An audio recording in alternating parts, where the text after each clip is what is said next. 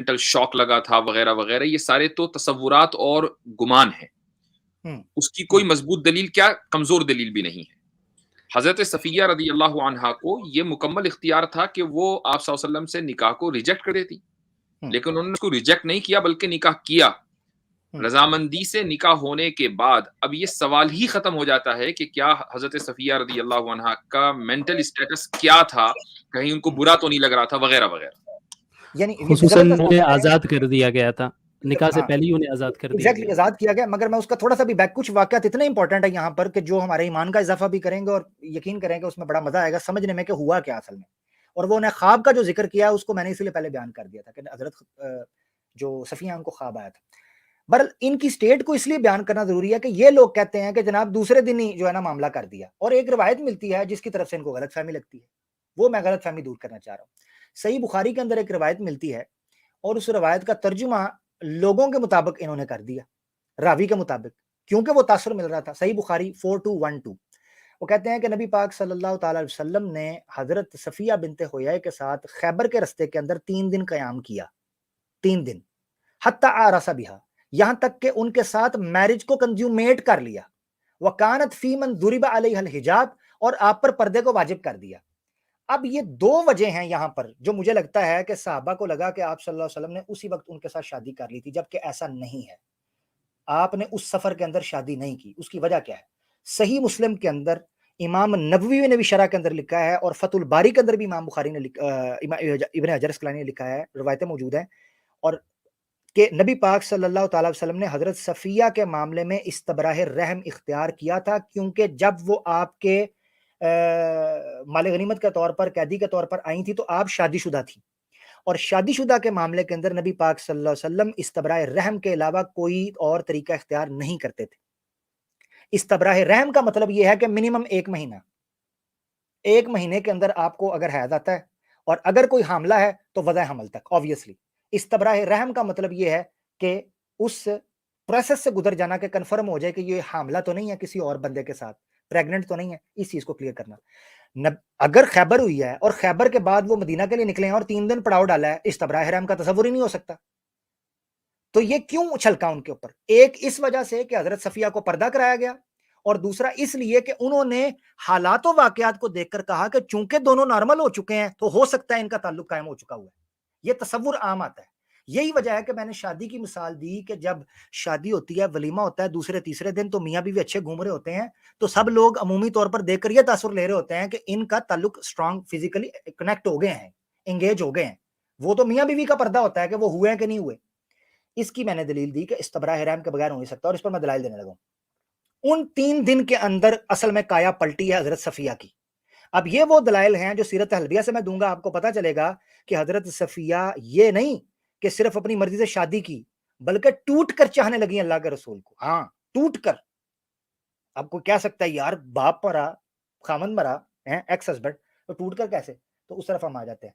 یہ آپ کے سامنے سیرت حلبیہ ہے اور جلد نمبر ہے 5، ٹھیک ہے جی۔ اس میں ہم شروع کرنے لگے ہیں کہ نبی پاک صلی اللہ علیہ وسلم سے حضرت صفیہ کو نفرت کتنی تھی، اس سے شروع کرتے ہیں، جو کہ ایک قدرتی جذبات تھے۔ سیرت حلبیہ کا حوالہ آپ کے سامنے ہے جناب، جلد 5 اور پیج ہے چل بھائی 151۔ حضرت صلی اللہ علیہ وسلم کے متعلق حضرت صفیہ کے مختلف جذبات۔ حضرت صفیہ سے روایت ہے، خود روایت کرتی ہیں کہ جب رسول اللہ کے پاس گرفتار ہو کر پہنچی تو اس وقت مجھے دنیا میں سب سے زیادہ نفرت آپ سے تھی، سب سے زیادہ نفرت حضرت صفیہ کہتی ہیں کہ مجھے اللہ کے رسول سے تھی، کیونکہ آپ میرے باپ، میرے شوہر اور میری قوم کے قاتل تھے، جنون، نیچرل۔ مگر جب آپ کے سامنے پہنچی تو آپ نے مجھ سے فرمایا، صفیہ میں نے تمہاری قوم کے ساتھ جو کچھ کیا ہے اس کے لیے تم سے معذرت کرتا ہوں۔ انہوں نے میرے بارے میں کیا کیا نہیں کیا اور کیسی کیسی باتیں میرے خلاف کی۔ ایک روایت میں یوں ہے کہ تمہاری قوم نے ایسے ایسے کیا، وہ سارے راز کھولے، کانفیڈینشیل فائلز تھیں، اب وہ پبلک کے سامنے تو کھولی نہیں جا سکتی، کیونکہ جو کانسپریسی تھی، جو جاسوسیاں تھیں، جو مرڈر اٹیمپٹس تھیں، جو اسیسینیٹ کرنے کی پلاننگز تھیں، وہ سب آپ نے ایک ایک بندے کے نام لیے۔ اس طرح حضرت میرے سامنے معذرت فرماتے رہے، یعنی یہ وضاحت فرماتے رہے کہ ہم نے تمہاری قوم کے ساتھ جو کچھ کیا اس کے لیے ہمیں تمہاری قوم نے اپنی ریشہ دوانی اور سازشوں کی وجہ سے مجبور کر دیا تھا۔ اب یہ وہ چیز ہے جس کے بارے میں بیان کر رہا تھا کہ جب دو قومیں آپس میں ٹکراتی ہیں تو ان میں معقول افراد سمجھ جاتے ہیں کہ کس کی قوم غلطی پر ہے، اور وہ لوگوں کی سمپتی دوسری قوم کی طرف چلی جاتی ہے، آٹومیٹکلی ان کو پتہ چل جاتا ہے کہ کون اوپریسر ہے اور کس کے ساتھ کون وکٹم ہے۔ دوسرا واقعہ لیں کہ نفرت محبت میں کیسے بدلتی ہے۔ کہتے ہیں غرض حضرت صفیہ، پیج 151 اور 52، کہتے ہیں غرض حضرت صفیہ کہتی ہے کہ اس گفتگو کے بعد، یہ وہ 3 دن کا واقعہ ہے کیونکہ نبی پاک صلی اللہ علیہ وسلم اسی میں علیحدہ ہوئے ہیں اور اسی کے بعد آپ کے حالات نارمل ہوئے ہیں، اب وہ بتانے لگی۔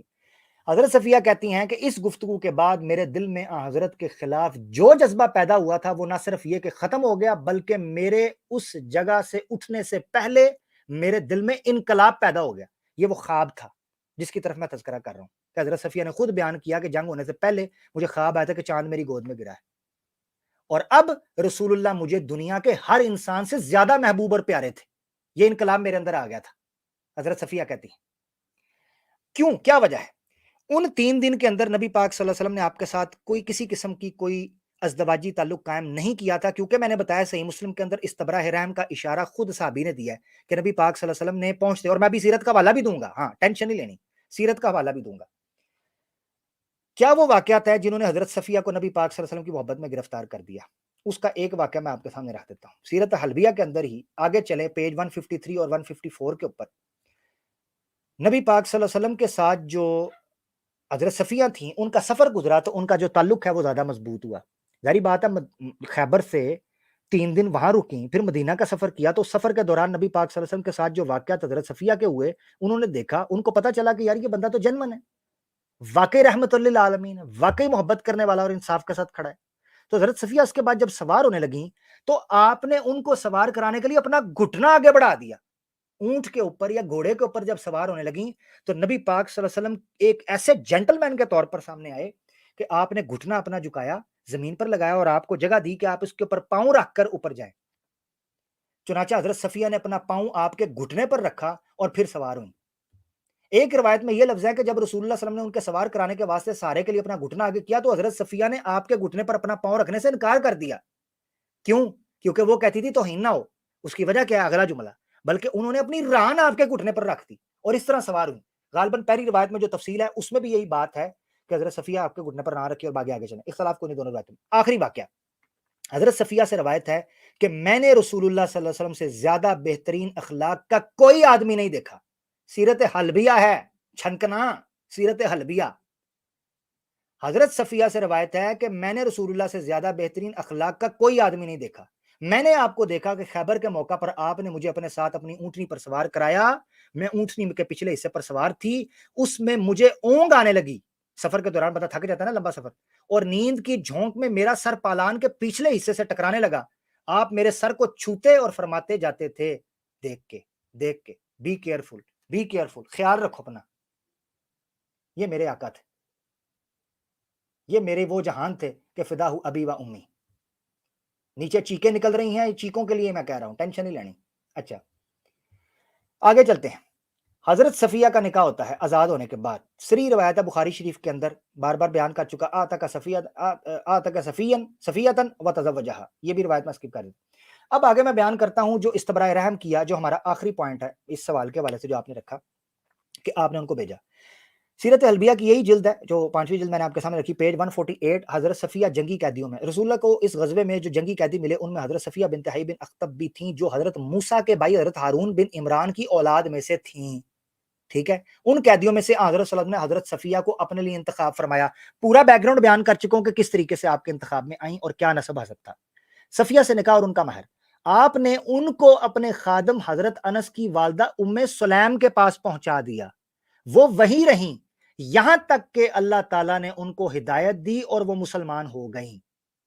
حضرت نے ان کو آزاد کر کے ان سے نکاح فرما لیا اور ان کی آزادی کو ہی ان کا مہر ٹھہرایا، گویا آپ نے بغیر معاوضہ کے ان کو آزاد کیا اور اس کے نتیجے میں بغیر مہر کے ان کے ساتھ نکاح فرما لیا، یعنی نہ تو نکاح کے وقت کوئی مہر ادا کیا اور نہ آئندہ کے لیے متعین فرمایا۔ دوسرے لفظوں میں کہنا چاہیے کہ سوائے ان کی آزادی کے ان کو کوئی اور حق مہر نہیں دیا گیا۔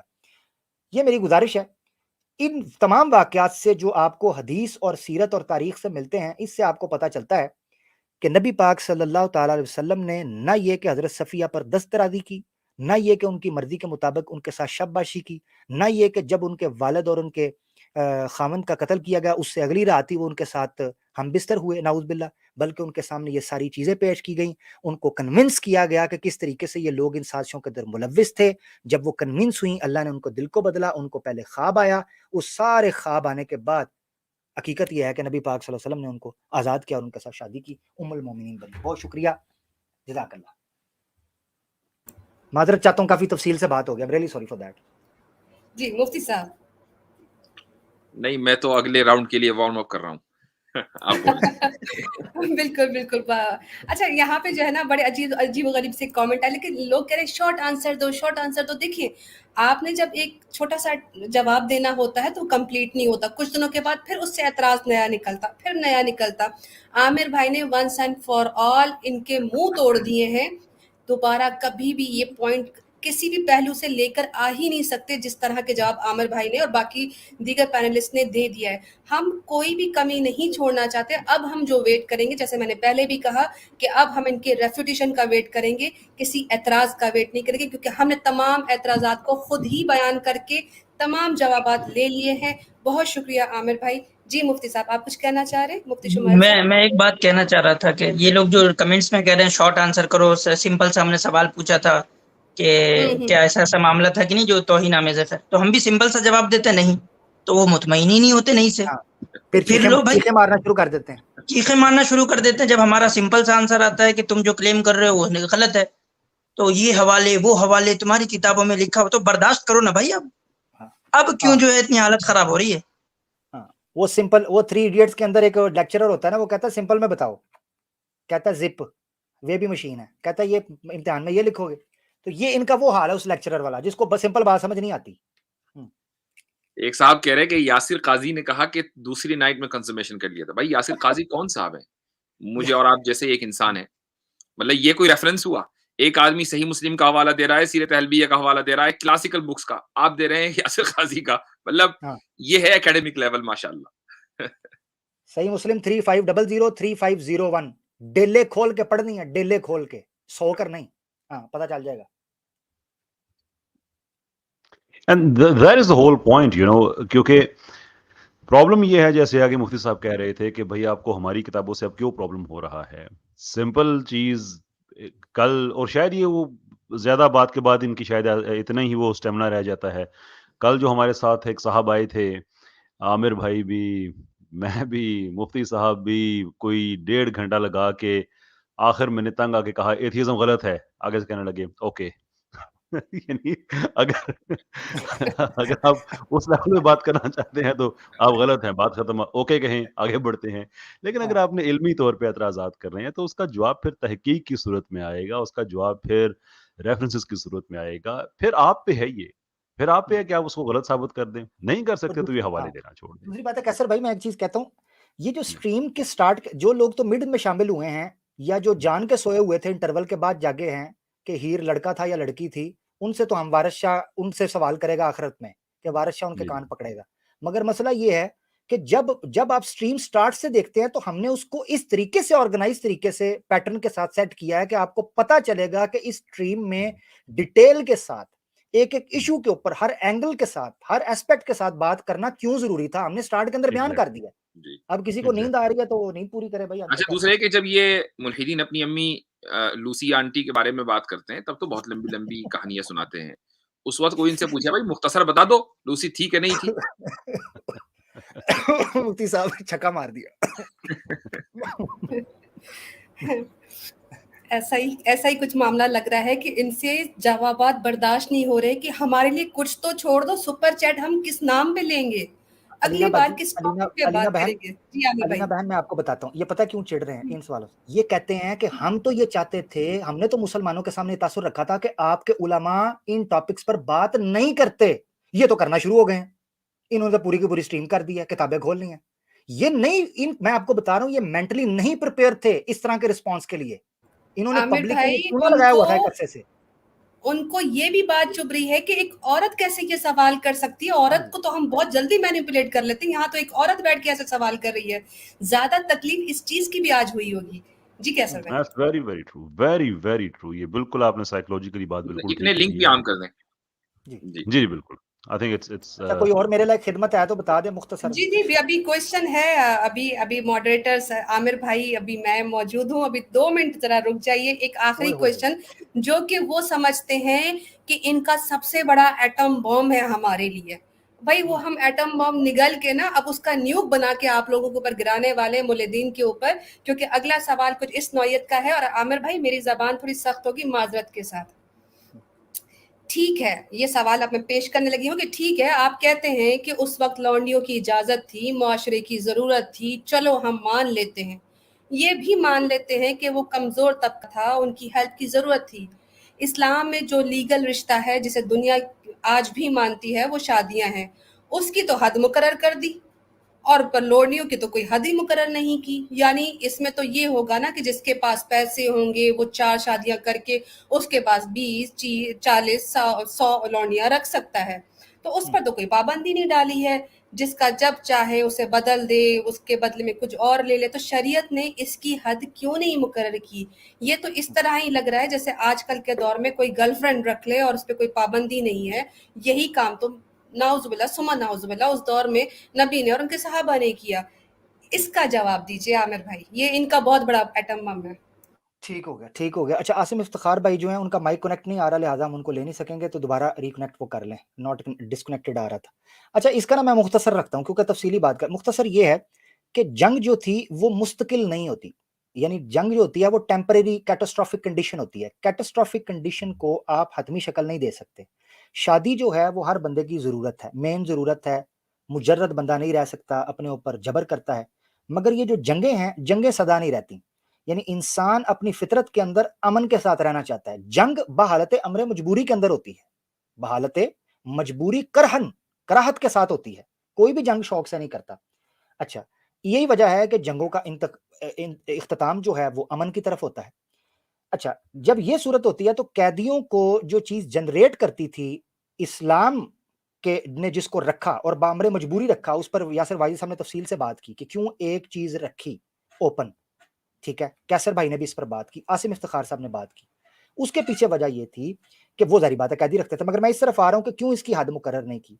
हद मुकर्रर तब करते कि जब जंगें सदा रहनी होती और ये कंफर्म हो जाता कि एक मुल्क के अंदर क्या कोटा आएगा कैदियों का, या आपको कंफर्म होता कि जंग के अंदर कितने कैदी पकड़े जाएंगे, आया वो औरतें लाएंगे नहीं लाएंगे, ये डिपेंड करता था इस चीज पर, बंदे लाएंगे नहीं लाएंगे डिपेंड करता था इस चीज के ऊपर, जंग होगी भी या नहीं। अब सुलह हुदैबिया के मुताबिक 10 साल तक मुशरिकीन अरब के साथ जंग बंदी थी, जिसका मतलब यह है कि 10 साल तक कोई जंग नहीं होगी। दैट मींस कि 10 साल तक कोई जंगी कैदी नया नहीं होगा, ये बात कंफर्म थी। ऐसी सूरत में हद मुकर्रर हो नहीं सकती थी। तो ये एक सिंपल फार्मूला है कि जो सूरत हाल टेम्परेरी हो, कैटास्ट्रॉफिक हो, उसके अंदर हद मुकर्रर हो नहीं सकती। इसको कुछ यूं भी कह सकते हैं आमिर भाई कि अगर मान लें पहली जंग में हर फौजी को 4 बांदी मिल गई, ठीक है, अब जो अगली जंग होगी उसमें मजीद बांदी आ गई, तो चूंकि अगर 4 की हद होती तो अब तो फौजियों को बांदी नहीं दी जा सकती, ये कहा जाएंगी, तो इस तरह तो प्रोस्टिट्यूशन को प्रमोट किया जाएगा। Yes yes yes, very good. तो प्रोस्टिट्यूशन को कंट्रोल करने के लिए ये जरूरी था कि उसकी हदबंदी न की जाए, बल्कि जो सोल्जर्स हैं उनको ये तालीम दी जाए कि वो अपनी जो बांदियां हैं उनकी तरबियत करें, उनसे शायद शादियां कर लें, उनको आजाद कर लें, उनको मेन स्ट्रीम में लेकर आए। अगर हदबंदी कर दी जाती तो उससे यकीनन प्रोस्टिट्यूशन को बढ़ावा मिलता। बहुत प्यारी बात, बहुत प्यारी बात। इसके अलावा ये जो पॉइंट बीच में रह गया कि जो इससे ये तासुर ले रहे हैं, ये बड़ा इंपॉर्टेंट पॉइंट है, जो ये तासुर ले रहे हैं कि जनाब ये तो हद ओपन रख दी तो जिनके पास दौलत है वो याशी करेंगे। तो मुझे बताएं, ये मामला तो शादी के बारे में भी है। जिनके पास पैसा है वो एक शादी करते हैं, दूसरी करते हैं, उसके बाद तलाक देते हैं। अभी आमर लियाकत का मामला आप देख लें, आपके सामने। जिन्होंने गंद करना है उन्होंने शादी के अंदर भी करना है, तो क्या शादी को हराम करार दे दें या शादी पे पाबंदी लगा दें? कोई बंदा कानून का गलत इस्तेमाल करता है तो वो गलत होगा, कानून नहीं। दुनिया के अंदर कितने लोग हैं जो कानून का गलत इस्तेमाल करते हैं? ऐसी सूरत में हम कानून को गलत कहेंगे? ये इस तरीके से भी समझना चाहिए कि इस्लाम ने कभी ये नहीं कहा कि याशी करो, बल्कि इस्लाम तो आजाद करने की बात करता था। तो कैसे कर सकता था अगर याशी की बात करे? जी, इसमें एक नुकता ये भी है कि जो लोनियों के साथ जो वो भी निकाह की किस्म, शादी की एक किस्म है, तो उसकी जो मंतिक, जो लॉजिक है, वो सूरह निसा में बड़ी वाज़ेह है कि निकाह जो है وہ عفت کے لیے کیا جائے گا, وہ عیاشی کے لیے نہیں کیا جائے گا, شہوت کے لیے نہیں کیا جائے گا کہ آپ ون نائٹ اسٹینڈ کے لیے ایک نکاح کر لیں, اس کے بعد آپ اپنے اپنے راستے پہ چلے جائیں. اس کے لیے پوری ذمہ داری اٹھانی پڑے گی, سارا کچھ کرنا پڑے گا. تو یہ تو بیسکلی چونکہ یہ سمجھتے ہیں کہ وہ امریکہ میں ایسے ہوتا تھا کہ ان لوگوں نے اپنے وہ ایک وہ سسٹمز بنائے ہوئے ہوتے تھے کہ جتنے ان کے کھیتوں پہ کام کرنے والی خواتین ہوتی تھیں ان کے ساتھ ساتھ یہ بھی سارا معاملات چل رہے ہوتے تھے, دیر فور اسلام کا بھی ایسا ہی ہوگا. کم سے کم پڑھ تو لیں اس تاریخ کو کہ آپ کو اندازہ ہو کہ ان ساری چیزوں کے مطلب کیا ہیں. اچھا عامر بھائی, کیسر بھائی ایک اور چیز ایڈ کرنا چاہتا ہوں, کیسر بھائی سے پہلے آپ شفٹ کریں. جی سورہ نور کے اندر باقاعدہ آیت آئی ہے کہ جو یہ کہتی ہے کہ اپنی لونڈیوں اپنی باندیوں سے پروسٹیٹیوشن مت کرواؤ, قرآن کی نص قطعی ہے. اگر یہ عیاشی کے طریقے پر گامزن کرنا ہوتا تو نبی پاک صلی اللہ علیہ وسلم قرآن کے اندر یہ کبھی بھی احکامات اللہ تعالیٰ نہ دیتے کہ ان سے پروسٹیٹیوشن مت کرواؤ, بلکہ کہتے عیاشی کرواؤ. 6 لونڈیاں عبداللہ بن ابی کے انڈر تھیں جو مدینے کے اندر تھا, اس نے پروسٹیٹیوشن کروائی. انہوں نے آ کر شکایت لگائی رسول اللہ پاک صلی اللہ علیہ وسلم کے, کمپلین کی, قرآن کی آیت پر اس چیز کو حرام قرار دے دی گا نص قطعی کہ ان کے ساتھ کوئی ایسی چیز نہ کرواؤ. جی ایبسلیوٹلی. اور اس کی تشریح میں مزید یہ کہ اگر کوئی پھر بھی اپنی لونڈی سے اگر کوئی بدفعلی کراتا ہے تو جس نے بدفعلی کی ہے زنا کی سزا اس کو ملے گی, اور اس جو لونڈی کا جو کیئر ٹیکر ہے مالک ہے اس کو ملے گی. لونڈی کو اس کی سزا بھی نہیں ہے, بن بھی نہیں سکتی, لیکن اوبیسلی اگر اس کو سزا اگر بن جاتی تو پھر ایک عذر بن جاتا اس کا. دیکھیں پھر اس کا بیچاری کا کیا قصور تھا, یہ نہیں کہ اس کو ٹوٹلی ایگزونریٹ کر دیا گیا ہے, اور جو گناہ گار ہیں ان کی سزا جو ہے وہ زنا کی سزا رکھی گئی ہے. اچھا ابھی بنت صدیقی بہن ہو چونکہ ماڈریٹر بھی ہیں, اور وہ بہت سے جو میرے خیال سے لنک پبلک کر دیا جائے. جی بالکل, وہ زبانی کلام بہت سے نیچے میں ماڈریٹر ہوں, میں بھی ماڈریٹر ہوں, میں ایک بتا دوں ایک بہت اہم جو کنکلوژن ہے ہمارا موجود ہے, مگر چونکہ ٹائم کو دیکھتے ہوئے اگر ہمارے پینلسٹ سارے کہتے ہیں کہ کال کے لیے اوپن کر دیا جائے تو ہم کر دیتے ہیں اس کو. انشاءاللہ پھر ہم کوئی ایپیسوڈ 2 رکھ لیں گے, پارٹ 2. نہیں, میں آپ کے منہ سے ایک میں انویٹیشن میں دینا چاہ رہا ہوں کہ کچھ ہمارے جو ہیں وہ زبانی کلامی ایتھیزم کے جو مجاہدین ہیں وہ بڑے شعلہ بیان قسم کے کامنٹ کر رہے ہیں, جن کو بنت صدیقی بہن کہہ رہی ہیں کہ آپ چلے جائیں اسٹریم میں کر لیں. تو ابھی 2 کا, ایک تو گلزار صاحب ہیں اور دوسرے اسٹورم سم تھنگ, کہ وہ آ جائیں. تو میں نے بھی وہ کامنٹ شو بھی کیا تھا, تو میں آپ کے منہ سے بھی ان کو انوائٹ کرنا چاہتا ہوں کہ آپ آئیں, ایک دفعہ تشریف لائیں. آپ کا تو بڑی شدت سے انتظار ہے. آپ کے کہنے پہ آ جائیں, میرے کہنے پہ ذرا مشکل ہی ہے. آپ کے کہنے پہ آ جائیں. کیسر بھائی, جو آنا چاہو 1000 رستے, نہ آنا چاہو تو حضور اللہ کو. ادھر آ دل بر ہنر آزمائیں, تو بونگی آزما ہم جواب آزمائیں. چلیں جی, بالکل ایسی صحیح بات ہے. اور میں ایز اے ہوسٹ اور عامر بھائی کی اجازت سے یہ کہنا چاہتی ہوں کہ ہمارا جو لنک شیئر ہوگا وہ سب سے پہلے پریفرنس ہم انہی لوگوں کو دیں گے جن کے سوالات آج وہ ہمیشہ کرتے رہتے ہیں اور جوابات مل گئے ہیں. اگر کوئی ان کو بات سمجھ نہیں ہے تو وہ سوال کر سکتے ہیں. صرف ایک مجھے کوئک کنکلوژن چاہیے. کیسر بھائی بھی دے سکتے ہیں, مفتی یاسر صاحب بھی دے سکتے ہیں, مفتی شمائل صاحب بھی دے سکتے ہیں, کہ ایک شارٹ آنسر تاکہ ہمارے پاس ایک ریکارڈ رہ جائے کہ اسلام نے سلیوری کو ریفارم کیسے کیا, اسلام نے کیسے اس وقت سلیوری کا سلوشن معاشرے میں اڈاپٹ کروایا. یہ آلریڈی مفتی صاحب جواب دے چکے ہیں, لیکن ان کنکلوژن آل دا ٹاپک, کیونکہ یہاں پہ بار بار میسج آ رہا ہے کہ یہ تو شوگر کوٹ کر کے سلیوری کو جسٹیفائی کر رہے ہیں. جی اس کا جواب مجھے کنکلوژن مختصراً میں بات کرنا چاہوں گا کنکلوژن کے طور پر. ایک تو یہ ہے کہ سلیوری کی جو قسم مغرب میں رائج تھی اس کو اسلام نے ابتدائی دور میں ہی ختم کر دیا تھا, بالکل آغاز میں. اس کے علاوہ ایک اور پوائنٹ اہم یہ ہے کہ سلیوری کی 3 قسمیں تھیں. ایک قسم یہ کہ کسی آدمی کو چلتے پھرتے کو سلیو بنا لیا جائے, اس کو اسی وقت ختم کر دیا گیا تھا. نسل در نسل جو غلام تھے ان کو تدریجاً ختم کیا گیا. وار پریزنرز کو ختم نہیں کیا گیا, باقی رکھا گیا, اور اس کی وجہ یہ تھی کہ انٹرنلی اس کی اصلاح کرنا ممکن نہیں تھا جب تک کہ دوسری اقوام کا تعاون نہ ملے. دوسری اقوام کا تعاون ملتے ملتے وقت لگا, اور جب وقت ملا تو پورا عالم اسلام اس کے اوپر متفق ہو گیا.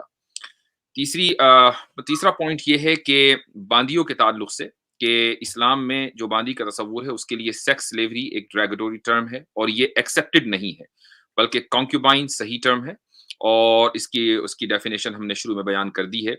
سارا مسئلہ جو ہے کنسنٹ کا آ جاتا ہے, تو کنسنٹ کے اوپر جو مغرب کا ویسٹرن سویلائزیشن, یہ لبرل جو معاشرے ہیں, ان کا جو معیار ہے, دوہرا معیار ہے, اس کے اوپر تفصیل سے بات ہو چکی ہے. لیکن اس کے باوجود ہم یہ ثابت کر چکے ہیں کہ جب ایک باندی آتی تھی مسلمانوں کے پاس تو باقاعدہ کنسنٹ کا ایک طریقہ کار تھا.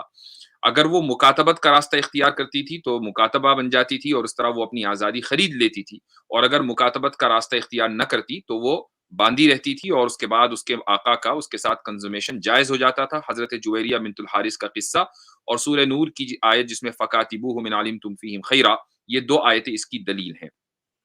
اس کے بعد حضرت عبداللہ ابن عمر رضی اللہ عنہ کے تعلق سے جو واقعہ ملتا ہے کہ وہ بازار میں باندی کو جاتے تھے اور اس کو باندی کے پاس اور اس کو ٹچ کرتے تھے، دیکھتے تھے، وہ تمام کی تمام روایات ضعیف ہیں، ان میں سے ایک بھی قابل استدلال نہیں ہے، حتیٰ کہ وہ روایت کے جو سندن صحیح ہے وہ بھی قرآن کے مخالف اور کانٹرڈکٹری ہونے کی وجہ سے قابل استدلال نہیں ہے.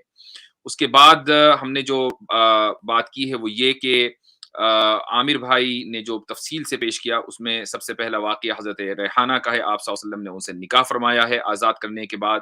حضرت ماریہ قبطیہ رضی اللہ عنہا سے جو راجح قول ملتا ہے وہ یہی ہے کہ آپ صلی اللہ علیہ وسلم نے ان سے نکاح فرمایا ہے، اور اسی طریقے سے حضرت صفیہ بنت حیی سے بھی آپ صلی اللہ علیہ وسلم نے آزاد کرنے کے بعد نکاح فرمایا ہے. تو آپ صلی اللہ علیہ وسلم کے پاس جن عورتوں کے تعلق سے یہ کہا جاتا ہے کہ وہ باندیاں تھیں، ان سے دراصل تاریخی اور حدیثی جو صحیح الاسناد حوالے ہیں ان سے یہ پتہ چلتا ہے کہ آپ صلی اللہ علیہ وسلم نے ان سے باقاعدہ نکاح کیا ہے، ان کی مرضی سے نکاح کیا ہے. اس کے علاوہ اگر کوئی اور واقعہ کوئی اور نام کبھی آ جائے تو اس کے تعلق سے کنزومیشن کی کوئی بات تاریخی روایات میں نہیں ملتی ہے. یوں ایک آدمی کے پاس کئی میڈز اور سرونٹس اور فیمیل سرونٹس ہو سکتی ہیں. تو یہ آج کے اس کا اسٹریم کا خلاصہ ہے. ہم ڈنکے کی چوٹ پر یہ کہہ سکتے ہیں کہ مغربی دنیا 1861 تک جس غلامی سے دوچار تھی اس کو 1400 سال پہلے اسلام نے ختم کر دیا تھا، اور اسلام کا جو ایمانسیپیشن پروکلیمیشن ہے وہ سورہ بلد کی آیت فک رقبہ ہے، جو ابراہیم لنکن نے تو آج سے 150 سال پہلے یہ سائن کیا تھا، لیکن اللہ تعالیٰ نے تقریباً 1450 سال پہلے اس ایمانسیپیشن پروکلیمیشن کو نبی کریم صلی اللہ علیہ وسلم کے اوپر نازل کیا ہے. ٹھیک، بہت شکریہ مفتی صاحب. Just few words from my side and then انشاءاللہ اس کو لے کے چلتے ہیں، لائیو اوپن لنک کر دیں گے. یہ تو ماشاءاللہ وہ جوابات تھے کہ اسلام نے کس طرح سلوشن دیا، کس طرح ریفارم کیا، سب کچھ کیا، لیکن اب جو حالات ابھی گزر رہے ہیں. جی مفتی شمائل صاحب آپ کچھ کہنا چاہ رہے ہیں؟ آپ کا مائک میوٹ ہے. نہیں میں انمیوٹ ہوں، آپ کنٹینیو کریں. اوکے سو اب ہمارا سوال تو اب یہ بنتا ہی ہے کہ اب جو حالات پیدا ہو گئے ہیں اس میں ایتھیسٹ جو ہیں وہ ماڈرن ڈے سلیوری کو کیسے جسٹیفائی کریں گے. اسی سلسلے میں ہم نے ڈارک سائڈ آف فیمنزم کا ایک اسٹریم کیا بنت صدیقی سسٹر کے چینل پہ، ضرور واچ کیجیے گا. وہی ہمارے اعتراضات ہیں، وہی ہمارا کلیم ہے کہ آج کے لبرل ملحد مرتدین جتنے بھی ہیں ان کے پاس اب کوئی سلوشن نہیں ہے، نہ وہ اس طرح کا سلوشن پیش کر سکتے ہیں جس طرح اسلام نے کیا. بہت بہت شکریہ. عامر حق بھائی اوور ٹو یو. جزاک اللہ، بہت شکریہ. میں کافی دیر سے علینا سسٹر آپ کو دیکھ رہا ہوں، آپ بات کر رہی ہیں، کافی سوالات آپ نے کیے، بڑے تحمل سے آپ نے سنا، کمنٹس کی طرف بھی آپ کی نظر تھی. تو میں چاہتا ہوں تھوڑا سا آپ پانی پئیں، تھوڑا ریسٹ کریں. کویسچن آنسر سیشن شروع ہو رہا ہے تو یہاں سے میں آپ کو سپورٹ کرنے کے لیے حاضر ہو جاتا ہوں اگر آپ مجھے اجازت دیں تو. مجھے پتا ہے آپ بہت انرجیٹک ہیں، اگر آپ مجھے اجازت دیتے ہیں. اللہ پاک آپ کو اس کی رحمت کا اجر عطا فرمائے. جزاک اللہ. میں سمجھ سکتا ہوں کیونکہ مجھے پتا ہے کہ انسان obviously تھک جاتا ہے. اچھا جی، لنک جو ہے پبلک کر رہا ہوں. ماڈریٹر خاتون و حضرت، ہمیں 5 گھنٹے ہونے والے ہیں. یہ ایڈوائزبل ہوگا کہ ہم کویسچن آنسر سیشن کا جو ہے ایک میکسیمم ٹائم رکھ لیں، یعنی کہ اس پہ ہم کسی کو 5 منٹ دے دیں یا 7 منٹ دے دیں، وہ ایک اور چیز ہے. لیکن ایک کٹ آف پوائنٹ کہ یہاں پہ ہم نے بات ختم کرنی ہے. آئیڈیا یہ ہے کہ ہم جتنے زیادہ سوال ہیں ہم وہ لے سکیں. یہ میں ایک نوشن رکھ رہا ہوں. ہاں جی کیسر بھائی، میں وہی ٹیکنیک بتانے لگا ہوں. میں کچھ لنک پبلک کرنے لگا ہوں اور میں اس میں کچھ 1-2 رولز ہیں وہ بتا دیتا ہوں. ریڈی ہو جائیں. خاص طور پر نان مسلمس کو اور ایکس مسلمس کو اور ایتھیسٹ کو ہم نے ٹاپ پریورٹی دینی ہے، یہ یاد رکھیں، ٹھیک ہے. تو اگر کوئی مسلم جوائن بھی کرنا چاہ رہا ہے تو لنک تھوڑا سا ویٹ 5-10 منٹ کے بعد جوائن کریں، تاکہ جتنے نان مسلمس اور ایکس مسلمس ہیں اور ایتھیسٹ ہیں وہ زیادہ آ جائیں، تاکہ انہی کے اعتراضات ہیں ان کو موقع دیا جائے، تاکہ یہ نہ لگے کہ بھائی چوپڑیاں نہ لے دو. یعنی خود بھی بات کر گئے 5 گھنٹے اور آگے سوال. نمبر 1 دوسرے یہ کہ میکسیمم 6 گھنٹے رکھ لیے جائیں، اس سے آگے نہ بڑھا جائے، یعنی 1 گھنٹہ اس کی میں ٹیکنیک بتا دیتا ہوں. جی بالکل ایسے ہی. دوسری چیز جو آپ نے سامنے رکھنی ہے وہ یہ چیز ہے کہ ٹاپک کے اوپر آپ نے سوال کرنا ہے. ٹاپک سے آپ ادھر ادھر جائیں گے، بھائی میں ماڈریٹر ہوں، میرے پاس اختیار ہے، میں آپ کو ہٹا دوں گا، ٹھیک ہے. 5 گھنٹے ہم نے دلائل کی روشنی کے اندر بات کی ہے. اگر آپ نے ہمارے معزز پینلسٹ کا ٹائم ویسٹ کرنا ہوگا تو میں معذرت چاہوں گا، بڑے معذرت کے ساتھ. نمبر 1. نمبر 2، حل سوال کرنے والا جو یہاں آئے گا، آپ کو ٹاپ رائٹ کے اوپر ایک ٹائمر نظر آئے گا 3 منٹ کا. آپ کے پاس 3 منٹ ہوں گے کہ آپ اپنا مقدمہ بات رکھ سکیں. ویسے تو سوال 1 منٹ کے اندر بھی رکھا جاتا ہے, مگر آپ کو بات کرنے کا ان انٹرپٹڈ 3 منٹ دے دیے جائیں گے, اس کے اندر آپ بات کریں, اس کے بعد آپ سے اجازت لی جائے گی اور جو سوال جو آپ دینے والے ہوں گے وہ جواب دیں گے. اگر مناسب سمجھیں گے تو آپ کو ہم تھوڑا سا موقع دے دیں گے, ادروائز ہم نے کوشش کرنی ہے کہ اس ٹاپک کے اوپر زیادہ سے زیادہ سوالات لیں. 1 گھنٹہ کمپلیٹ ہم آپ کو دے سکتے ہیں کیونکہ یہاں بھی فجر ہو جائے گی. پھر 5 گھنٹے ہو گئے ہیں, لنک میں پبلک کرنے لگا ہوں, ایگزیکٹ 5 گھنٹے ہماری اسٹریم کو ہو گئے ہیں. لنک آپ کی جناب